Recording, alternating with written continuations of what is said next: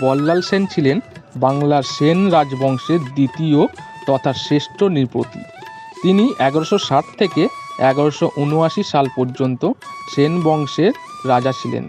তিনি ছিলেন সেন বংশের প্রতিষ্ঠাতা বিজয় সেনের পুত্র এবং তার যোগ্য উত্তরসূরি। রাজা বল্লাল সেন বাংলার সামাজিক সংস্কার, বিশেষ করে কৌলিন্য প্রথা প্রবর্তনকারী হিসাবে পরিচিত ছিলেন।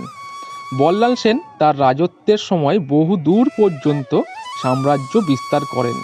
বরেন্দ্রভূমি, রাঢ়, বঙ্গ এবং মিথিলা ছিল তার অধীনস্থ। বল্লাল ঢিপি নদিয়ার অন্যতম প্রত্নস্থল।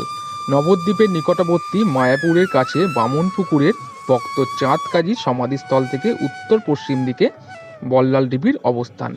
এই ঢিপির নিচে বল্লাল সেনের আমলে নির্মিত প্রাসাদ ছিল বলে অনুমান করা হয়। তবে বর্তমানে এটি পুরাকীর্তি সংরক্ষণ